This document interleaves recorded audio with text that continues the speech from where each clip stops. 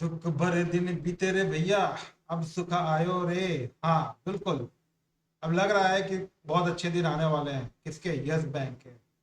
आज हमारे एक बहुत अच्छे दोस्त ने यस बैंक के बारे में पूछा, और यस बैंक को जब मैं देख रहा था तो मुझे ऐसा लगा कि यस, अब शायद यस बैंक जो है दूसरे बैंकों के साथ compete करने के लिए तैयार है। काफी समय से जो है यस बैंक जो है, आपने देखा है कि यस बैंक काफी कम प्राइस में रहा है। तो आज हम यस बैंक के बारे में बात करेंगे। यस बैंक का फंडामेंटल और टेक्निकल दोनों को देखेंगे।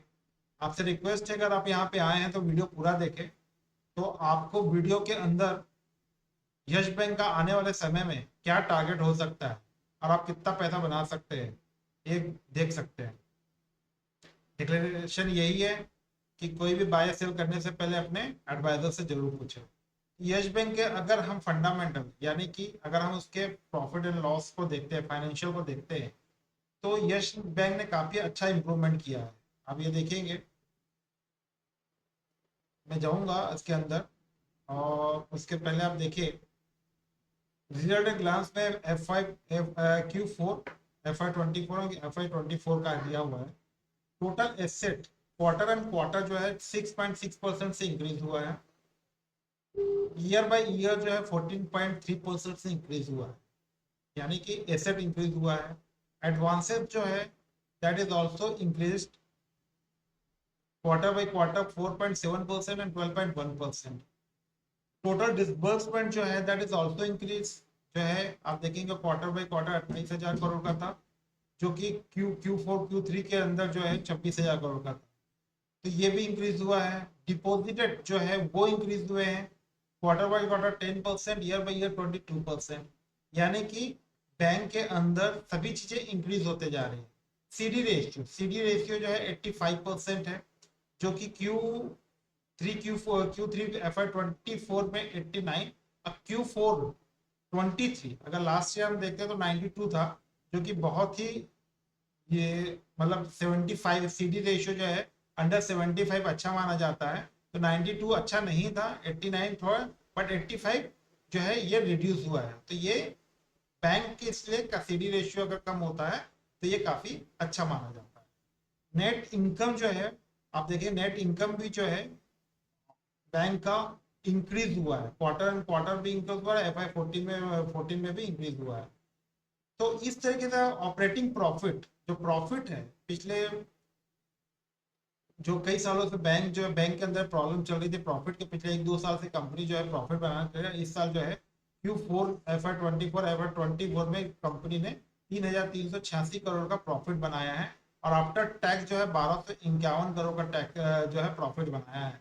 तो अगर आप इस बैंक का ओवरऑल देखेंगे, यस बैंक काफी अच्छा बैंक है, प्रॉफिट भी होते जा रहा है, और जिसका इम्पैक्ट आने वाले टाइम में हो सकता है स्टॉक के प्राइस में भी आपको देखने को मिले, और ये देखने को पिछले 1 महीने से हमको मिल भी रहा है। हम आगे इसको देखेंगे। थोड़ा सा हम इसको देखते हैं इन्वेस्टर के पॉइंट ऑफ व्यू से। देखिए इन्वेस्टर के पॉइंट ऑफ व्यू से क्या हो रहा है। आप एफ जो है इसके अंदर आप यहाँ पे देखिएगा, जो एफ है ये यहाँ पे आप देखिए इस मई 24 में जो है ये इंक्रीज हुए हैं। डीआई जो है, डीआई थोड़े कम हुए हैं, बट ये जो डीआई है ये एफ के पास चले गए, और यहाँ पे ये कम हुआ और यहाँ पे ये इंक्रीज हुए हैं। रिटेल्स इन्वेस्टर जो कि 2021 में 40% था, वो 33% रह गए, यानी कि रिटेल जो है यहाँ से निकल गया, और एफ जो है यहाँ पे इंक्रीज हो रहे हैं, जो कि काफी अच्छा साइन हो सकता है आने वाले समय के लिए। कंपनी का प्रॉफिट एंड लॉस हमने देख लिया, बैलेंस। चलिए हम देखते हैं इसका टेक्निकल के अंदर क्या हो रहा है। तो ये इसका हाई था। अगर मैं इसको मंथली बेसिस पे रखा हूँ, मंथली बेसिस पे आप देखिए कंपनी का जो हाई था 382 था, और इसका जो लो है वो है 4 रुपये 93 पैसा, 4 रुपये 93 पैसा लो है।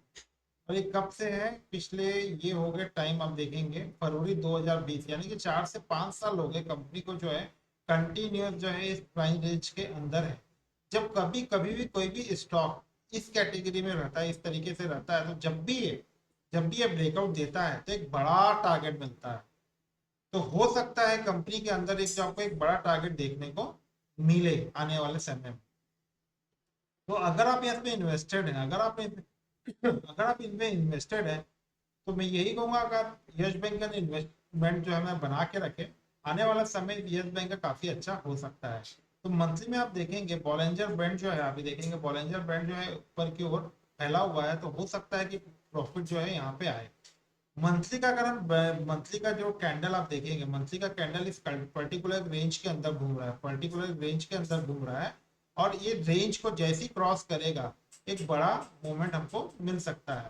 तो हमने इसकी स्टडी बना के रखी है आपके लिए। तो आप देखेंगे ये जो इसका जो फर्स्ट रेजिस्टेंस है, जो फर्स्ट रेजिस्टेंस है वो यही है, यहाँ पे हमको मिलेगा 32 रुपए।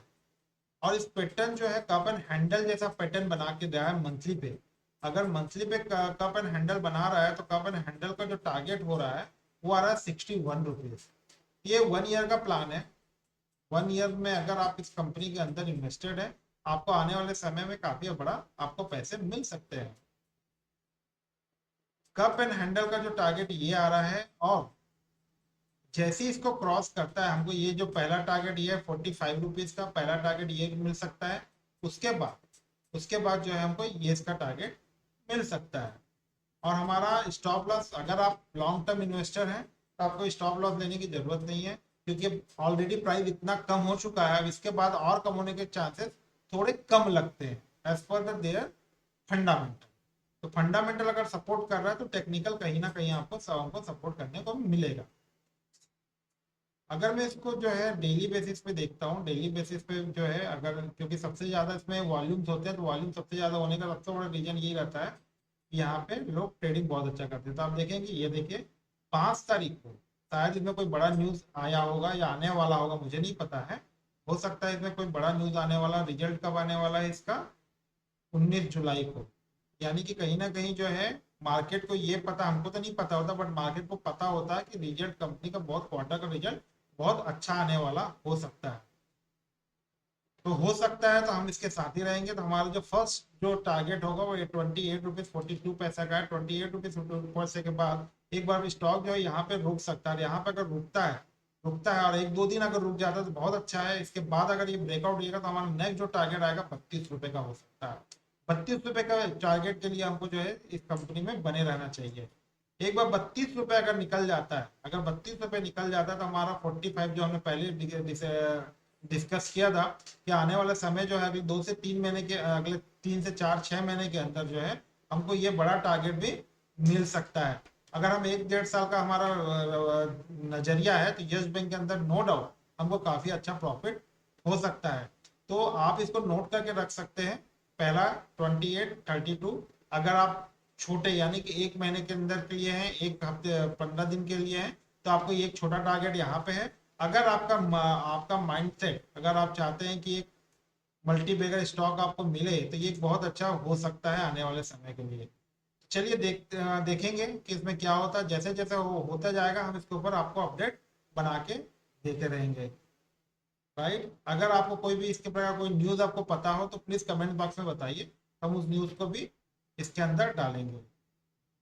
और जिस हिसाब से इसका कैंडल बन रहा है, कंटिन्यू बुलिश कैंडल बन रहा है, कैंडल जो है काफी अच्छा होता है और बड़े बड़े मूव्स इसमें मिलते हैं। हमने पहले भी बहुत सारे स्टॉक के बारे में डिस्कस किया है और वो 100% करेक्ट हुआ है। हो सकता है ये जो टारगेट जो है हमको मिले उस समय हम इसके ऊपर जाए, तो अभी से अगर हम इसके ऊपर ट्रेवल करते हैं तो हमको एक अच्छा काफी वेल्थ क्रिएट कर सकता है। डिक्लेरेशन कोई भी बाय सेल करने से पहले अपने एडवाइजर से जरूर पूछे। Thank you very much. अगर आपको ये पसंद आया हो तो लाइक एंड सब्सक्राइब करना ना भूलें।